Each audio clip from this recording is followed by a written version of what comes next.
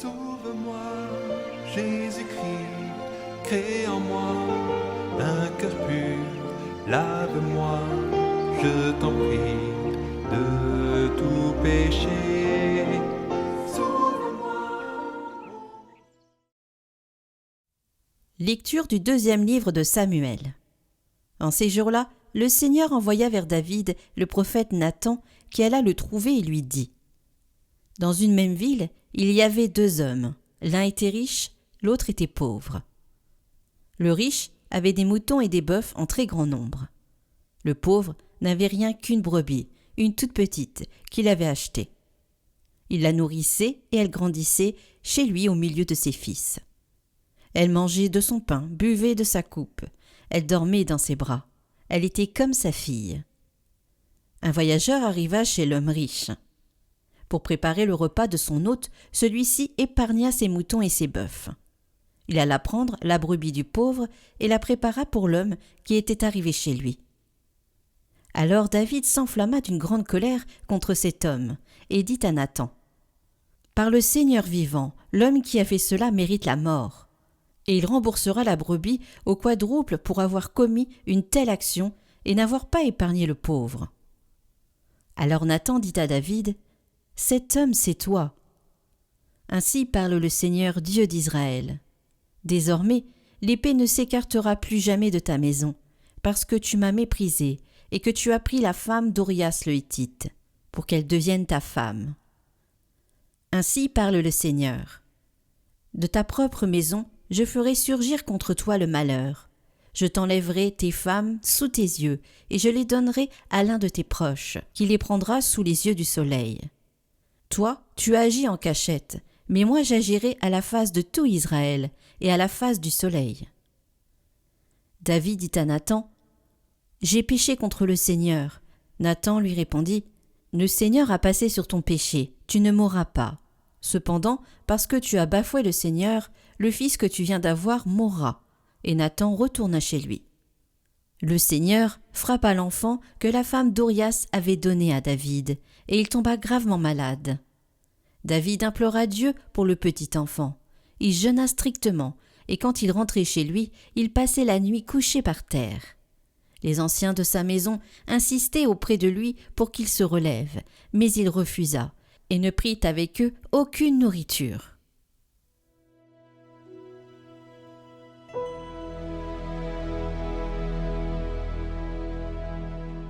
Crée en moi un cœur pur, ô mon Dieu. Crée en moi un cœur pur, ô mon Dieu. Renouvelle et raffermis au fond de moi mon esprit. Ne me chasse pas loin de ta face.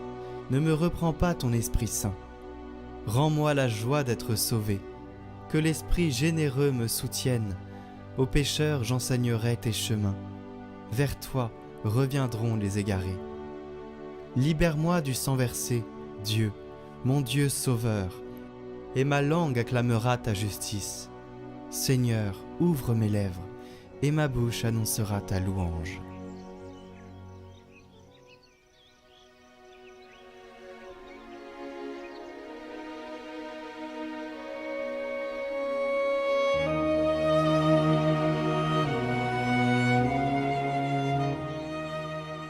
Évangile de Jésus-Christ selon saint Marc. Ce jour-là, le soir venu, Jésus dit à ses disciples : Passons sur l'autre rive. Quittant la foule, ils emmenèrent Jésus, comme il était, dans la barque, et d'autres barques l'accompagnaient. Survient une violente tempête. Les vagues se jetaient sur la barque, si bien que déjà elle se remplissait. Lui dormait sur le coussin à l'arrière. Les disciples le réveillent et lui disent : Maître, nous sommes perdus, cela ne te fait rien ? Réveillé, il menaça le vent et dit à la mer : Silence, tais-toi. Le vent tomba, et il se fit un grand calme. Jésus leur dit : Pourquoi êtes-vous si craintifs ? N'avez-vous pas encore la foi ? Saisis d'une grande crainte, ils se disaient entre eux : Qui est-il donc, celui-ci, pour que même le vent et la mer lui obéissent ?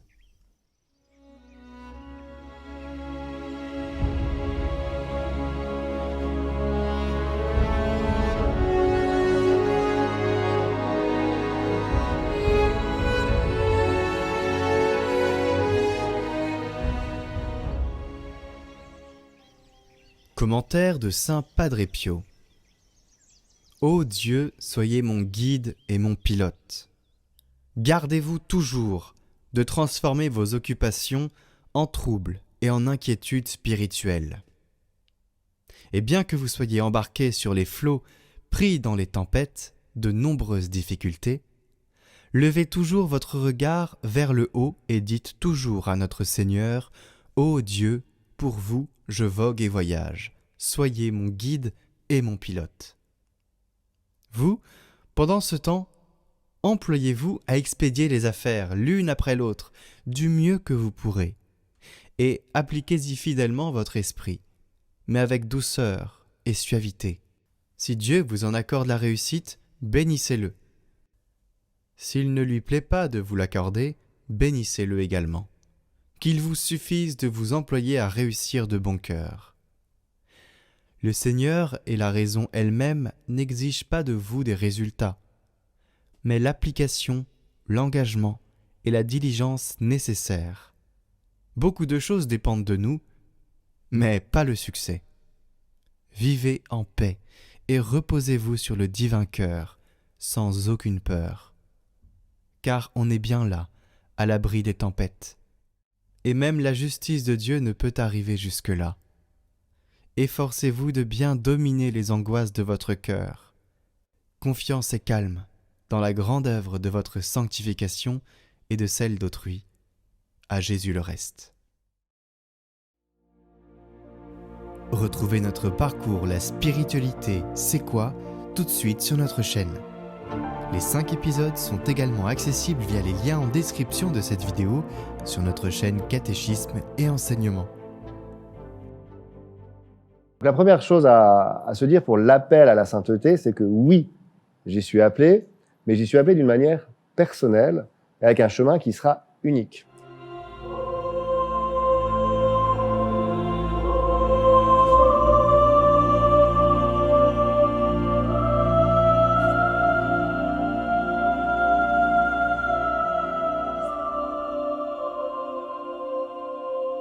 Chez nous, les frères ont un adage que j'aimais pas trop, mais qui est en fait très juste. Il dit il ne faut pas imiter les saints. Parce qu'en fait, eux, ils passent la barre tellement haut que si on se met à les imiter, on n'y arrivera jamais. Et alors, j'aimais pas trop parce que j'ai l'impression au début que, bon, on dit ça parce qu'en fait, on avait envie de se bouger, que c'est une sorte de renoncement, de tiédeur de la vie religieuse. C'est pas du tout la bonne raison. La vraie raison pourquoi il ne faut pas imiter les saints, c'est parce que les saints ont été conduits à poser des actes d'amour exceptionnels par Dieu. C'est son amour en lui qui les rend capables de poser ces actes-là. Et donc, si je pose les mêmes actes extérieurement, sans avoir encore reçu cet amour, ben, en fait, je risque de me faire beaucoup de mal spirituellement. Soit j'y arrive, et dans ce cas-là, je crois que j'y arrive par moi-même, et donc je deviens un monstre d'orgueil, et là j'ai tout raté. Soit j'y arrive pas, et dans ce cas-là, je me décourage en me disant « le Seigneur nous demande des trucs impossibles ». Donc oui, on est appelé à la sainteté, mais on y est appelé toujours d'une manière personnelle. Ce qui fait que l'objectif, il est commun. Tous les chrétiens sont appelés à la sainteté, mais chacun va y arriver dans sa vraie vie, avec son propre rythme et sa propre histoire. Et donc la définition de saint Thomas, elle est assez simple, elle est suffisamment large pour que tout le monde puisse l'épouser, la choisir. La sainteté, c'est la perfection de la charité. Donc c'est aimer au maximum Dieu et mon prochain, recevoir au maximum l'amour pour pouvoir le partager au maximum. Et donc ça, selon notre état de vie, pour un couple marié, c'est pas du tout la même manière que pour un prêtre ou un moine ou une moniale célibataire. Mais les deux sont appelés à accueillir au maximum cette grâce et la partager ensuite. Et donc cet amour, il est toujours personnel, c'est toujours du sur-mesure. Il n'y a pas une recette qui passe pour tous les amours. Ceux qui ont des enfants parmi nos auditeurs, ils le savent bien. Chaque enfant a besoin d'être aimé d'une manière particulière et chacun va l'exprimer d'une autre manière. Et donc la charité, elle ne va pas gommer tout ça. Au contraire même, elle va les rendre encore plus incandescents. Moi, j'aime bien dire que en dehors de la lumière, tous les cailloux sont gris, tous les diamants sont gris, et il faut être placé dans la lumière pour qu'ils révèlent leur caractère unique et leur beauté. Et donc de la même manière, Bon, le péché, on finit toujours par faire la même chose. Et puis quand on est loin de la grâce de Dieu, on peut avoir l'impression qu'on a des vies très ordinaires qui sont toutes les mêmes. Au contraire, quand la grâce de Dieu arrive dans nos vies, elle ne nous transforme pas comme des petits clones cathos, elle nous déploie notre personnalité. Elle va permettre à chacun de donner le meilleur de lui-même et ce sera toujours personnel. Donc c'est là où il ne faut pas imiter la sainteté de Rose de Lima qui se prenait des mortifications extrêmes, qui dormait sur un lit qu'elle fabriquait avec des éclats de bouteilles et de vaisselle brisées pour pouvoir sentir même pendant qu'elle dormait la passion du Christ. Voilà, ça, non, il ne faut pas imiter. Ça ne va pas marcher en fait. Elle, le Seigneur l'a conduit à vivre ça avec un bon discernement de ses accompagnateurs. Mais nous, si on limite, ça n'a pas de sens. En revanche, ce qu'il faut se poser comme question, c'est où en est l'amour de Dieu dans ma vie ? Qu'est-ce que Dieu m'invite à faire ? Comment je vais pouvoir grandir en charité ? Est-ce que je le connais suffisamment ? Est-ce que je sais ce que Jésus veut de moi ? Et toutes ces questions-là, elles sont hyper personnelles.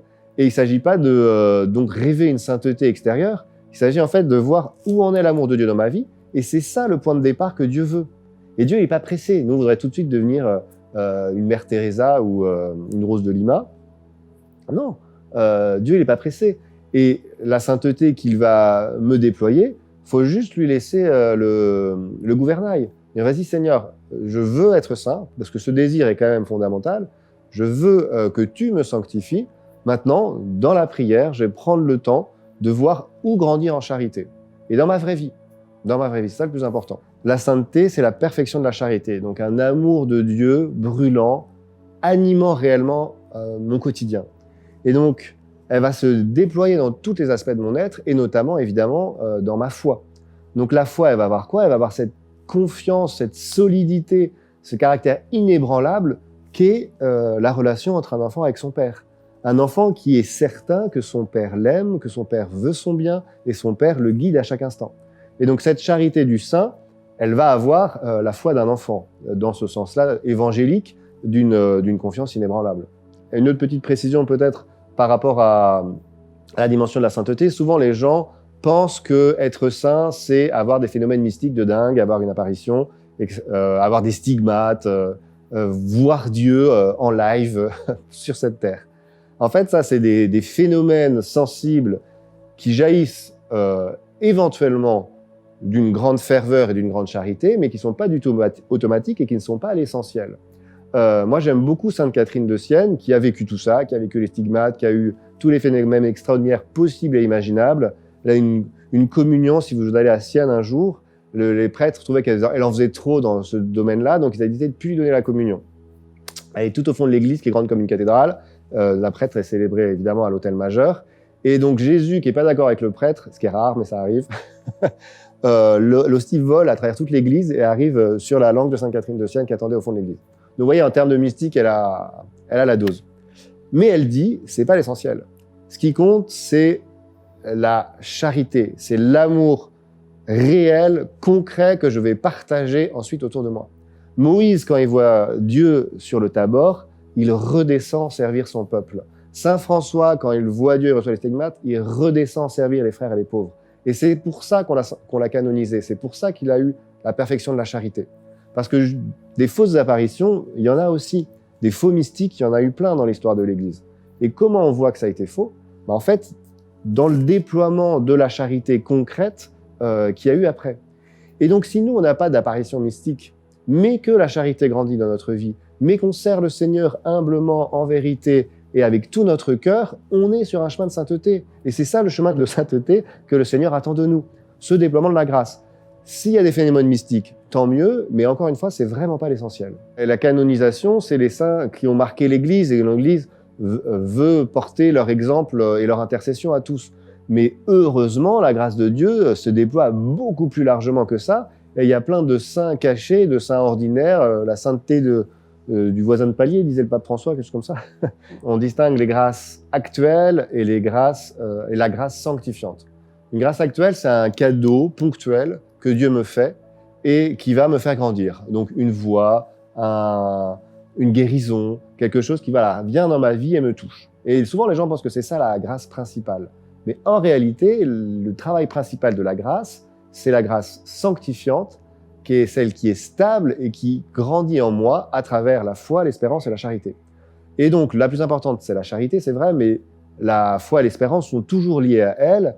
Et donc, quand Dieu me parle, il peut me donner des grâces ponctuelles, mais le vrai signe de son action dans mon cœur, c'est cette grâce sanctifiante qui va stabiliser et renforcer ma foi, mon espérance et ma charité. Ce qui fait que dans ma vie, je vais être plus sûr de son amour, je vais être plus sûr de son désir de me sauver, et je vais être plus sûr de son existence dans ma vie. Et donc ça peut toujours être plus, on peut être toujours plus fervent, plus aimant, plus espérant. Et ça, c'est le vrai signe de l'action de Dieu. Parce que le but de Dieu, ce n'est pas de nous émouvoir, c'est de nous transformer, de nous diviniser. Il ne veut pas simplement nous donner des émotions. Quand il l'en donne, c'est pour cette transformation intérieure. Et cette transformation intérieure, on la mesure, entre guillemets, avec la croissance de la foi, l'espérance et la charité. Et le Seigneur n'agit pas forcément de manière spectaculaire. Il veut pas nous émouvoir, il veut pas faire le show. Il veut nous transformer de l'intérieur. Et cette transformation intérieure, c'est la grâce sanctifiante, c'est la croissance de la foi, l'espérance et la charité. C'est pas spectaculaire. Un mari qui se dévoue à 2000% pour sa femme malade à l'hôpital, qui va vraiment rayonner d'amour pour elle et tenir bon dans l'épreuve avec sa foi et son espérance, ça va pas être spectaculaire. Mais pourtant, l'action de Dieu sera à l'œuvre dans son cœur et sa sainteté sera en pleine effervescence. C'était le parcours sur la spiritualité avec le frère Clément Binachon. Retrouvez ces vidéos sur notre chaîne Catéchisme et Enseignement en lien en description.